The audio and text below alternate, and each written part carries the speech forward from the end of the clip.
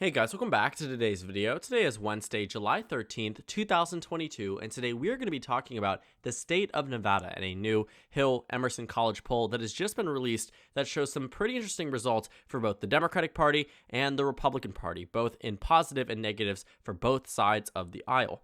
Now, one thing you might notice from my most recent video, in which today I talked about Gretchen Whitmer's lead in the Michigan race, which you can see on your screen right now, is that my voice sounds different, and that's because the microphone that I broke just a few hours ago, or actually a little bit over a few hours ago, I have now replaced. I went to Best Buy and I got myself a new microphone just because it was super important to me, and the quality of the audio of my most recent video was really low simply because I had to use my built-in computer microphone. It wasn't anything that I expected. It wasn't what I liked. So unfortunately, I had to go ahead and get this new one because I can't seem to figure out what went wrong with my old microphone.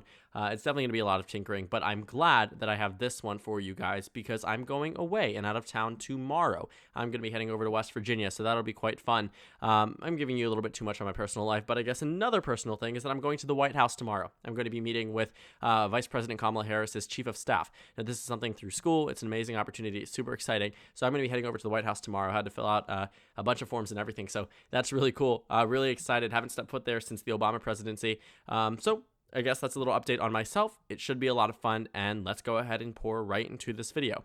So the state of Nevada has released 4 questions, 4 polls. The state itself obviously didn't release it. The Hill Emerson College poll did release it, though. 4 questions detailing the 2022 Senate election, the 2022 governor election, and then jump straight ahead to the 2024 presidential race in 2 potential matchups. Joe Biden being the Democratic nominee for both of which, showing Donald Trump as one potential nominee and Ron DeSantis as the other.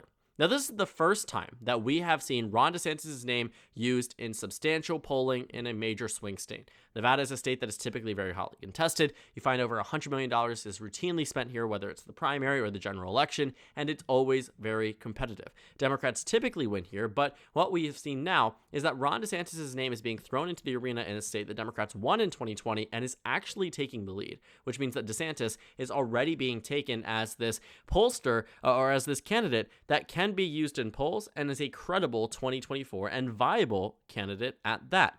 Now, the Senate and governor race is a bit better for the Democratic Party, and we'll talk about why that might be. Looking at the first thing, we're going to take a look at the Senate race here. Catherine Cortez Masto is the incumbent Democratic senator. Now, she won in 2016 and defied expectations. Actually, looking at the numbers here, she was supposed to win by 1.8, did win by 2.4%. It isn't just that, though. If you take a look at the presidential election in the state of Nevada, Donald Trump actually had the lead. So Catherine Cortez Masto was supposed to outperform Hillary Clinton, and guess what? She did exactly where Clinton was in 2016, nearly on an exact same margin.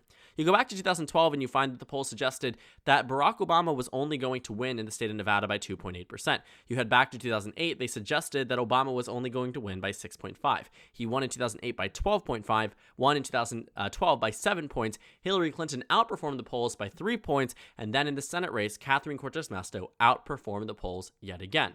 But now that we're heading back to the Senate race here, I find it to be also something that is quite interesting because it's showing in different polls, one with Adam Laxalt ahead and the other with Cortez Masto ahead as well. Now, I would also point your interest to the 2018 governor's race, not this one, the one that was 4 years ago, in which Adam Laxalt was the Republican nominee. Now, Laxalt had a lead in the polls of 0.6%. He ultimately ended up losing by, guess what, 4.1%. The margin was 5 points in favor of the Democratic Party, meaning that the polls underestimated Democratic support. Looking at the Senate race, same thing. Jackie Rosen was in a tie, and guess what the margin was? 5 points off. Jackie Rosen ended up defeating incumbent Republican Dean Heller in the state of Nevada. Now, Nevada has never been perfect, but typically speaking, it does underestimate the amount of Democratic support, which is why some of these numbers are quite good for the Democratic Party.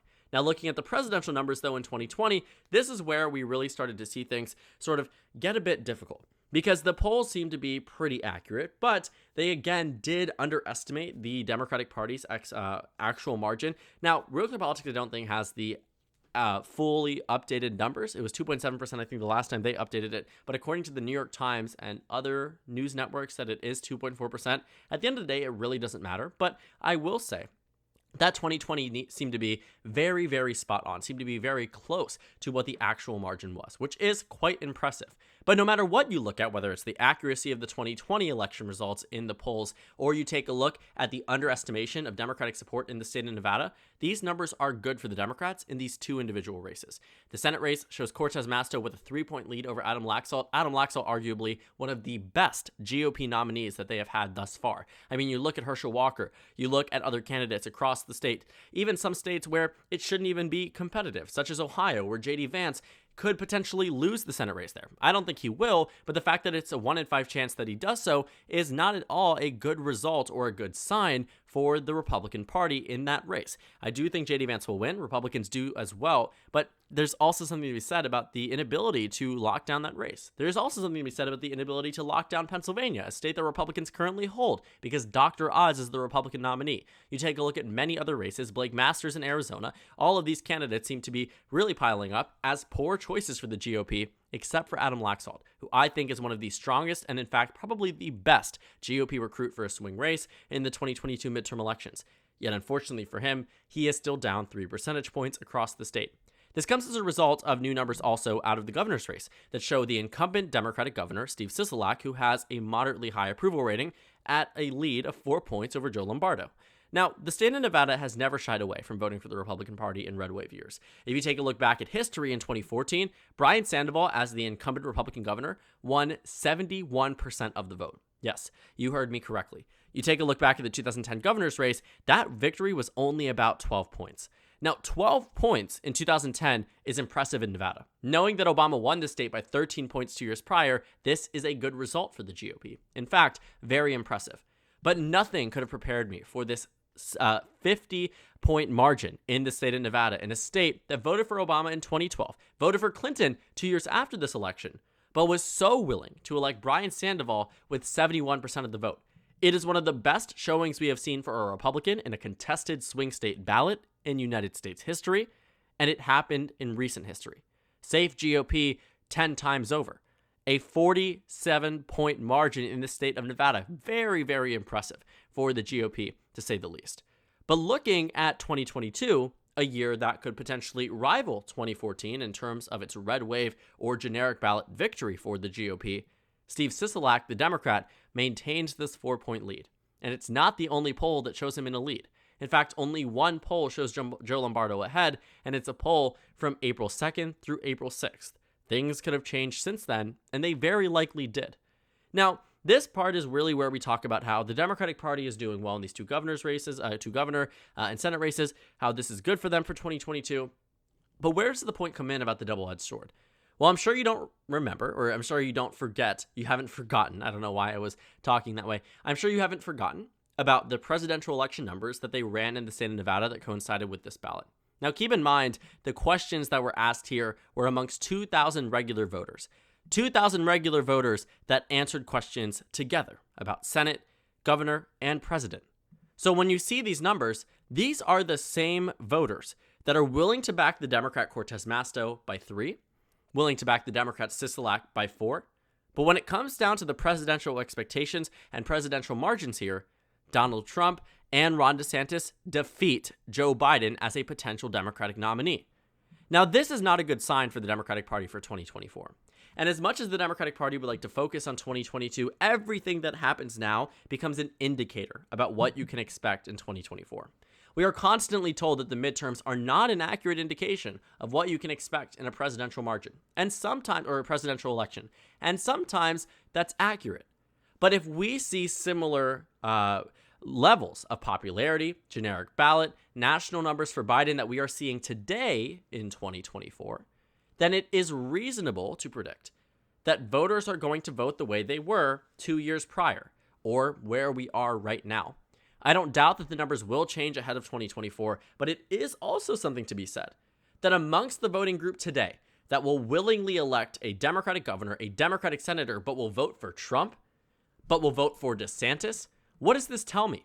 This tells me that it goes beyond the Democratic Party and more so becomes a Biden thing.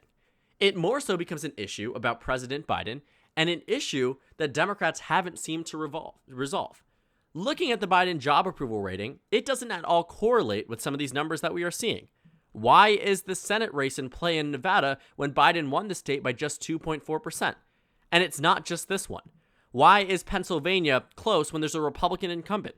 Why is Georgia close in a state that Biden won by less than 1/4 percentage point?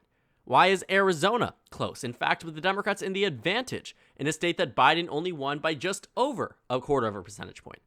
And it comes down to the problem that the Republican Party cannot win over voters as much as voters are willing to hate on Joe Biden. And that has become clear day after day after day. Because this President Biden job approval number isn't low for someone, isn't correlating with the generic ballot that we see today. Negative 17.5, negative 17.5, negative 17.5 translates into Democrats being down 1.9%. Does that make any sense? No, but that's the reality of where we are today. Because these 2,000 registered voters are willing to say they will vote for a Democrat on average or in the plurality or majority, whatever you want to call it, but will vote for Trump, but will vote for DeSantis when Biden is on the ballot. So it is bad news for the Democratic Party in that sense, but they won't have to worry about this until 2 years down the line. Democrats need to retain the Senate seat in Nevada if they want any chance at retaining Senate control. And honestly, it's not super difficult to see how they do it. I do think that Adam Laxalt right now still is the favorite. I don't doubt that he is narrowly ahead. In fact, 51-49 is somewhere around where I would put it. But the fact that Catherine Cortez Masto is at 49 is very impressive for the Democratic Party. As I have been saying for months now, the Republican Party should be so easily taking it away with this. Some of these times, I wish that I was head of the Republican Party's communications because I would know how to win these elections. And obviously, that's just me talking entirely because if I was in control of it, I probably wouldn't be doing any better than anyone who was in that office. But it just becomes a point of frustration. Not so much that I'm saying that I want the Republican Party to win or I want the Democratic Party to win, but that these races should have been so easy to win. And yet here I am showing you how electable the Democratic Party is just based off of data, based off of past election history, but all of that should be negated by the red wave that we are expecting. But yet some reason it just simply isn't happening. There is something more at play here. Something that shows that that Biden vote, that anti-Biden vote, isn't translating to a pro-Republican vote. And it becomes very apparent with these new polling numbers that we have seen from the state of Nevada. Because again, these are the same respondents. These are the same people that are saying they would elect a Democratic senator and a Democratic governor, but are willing to elect a Republican on the national level. This dislike and disdain for the Democratic Party mostly falls on Biden. And I think this perfectly represents exactly where this disconnect starts to form. You see it happen in these swing states. Then it happens in other states. Voters might not like Biden, but that doesn't mean they're voting for the GOP. In fact, some of these Democrats, in fact, both of the Democrats, did better than both Trump and DeSantis in terms of overall percentage. So this question of name ID or recognition really doesn't make much sense either. At the end of the day, the results are clear. The Democratic Party is ahead in Nevada, at least right now. I still stand by my expectation that Laxalt wins. I think 3 points is well within the margin of error that we might be able to expect for 2022. But should more data come out from Nevada consistently in a very similar time frame that shows Cortez Masto leading poll after poll after poll, it becomes a question of me just whether or not I want to disregard the data and go with what my gut is telling me, go with what we could potentially expect in a red wave, or look at what we've seen historically. Historically speaking, that would side with the Democratic Party, knowing that in every single election in the past 6 years in Nevada, the Democratic Party has been underrepresented, has been underexpected in terms of their election performance, and they are winning in these polls. On the other hand, for some reason, I can't seem to justify to myself that Nevada is going blue at this point in time. A month ago, it made a little bit more sense, but looking at Laxalt, looking at his candidacy, looking at his quality of candidacy, might I add, it becomes more difficult for me to see how the Democrats do take it away. But I can't say I couldn't be easily swayed by a little bit more data and a little bit more of an understanding about the race as it is. Just something to think about altogether. Nevada's going to be close. That has been very clear. But depending on the election, the party that wins it could be very, very different. It seems as if these voters are unwilling to elect Republicans this time around, but are willing to next time. The question is, if Democrats replace Biden, do their numbers jump up to the point where Sisolak is, Cortez Masto is? If you remove the common denominator, the unpopular candidate that has seemed to have bogged down now the Democratic Party in many races, does it make sense to remove him? And if you do so, does that improve your electability? Some people would argue no. It doesn't improve your electability. Any type of incumbency factor is important and more beneficial to the Democratic Party. But at this point, based off of data we've seen, both here and on the national level, it becomes a valid question. It becomes a point that the Democratic Party is going to have to do a lot of soul searching ahead of the 2024 primary. But for right now in 2022, they shouldn't be as stressed as they otherwise might be had this poll come out with some different data amongst these 2,000 registered voters.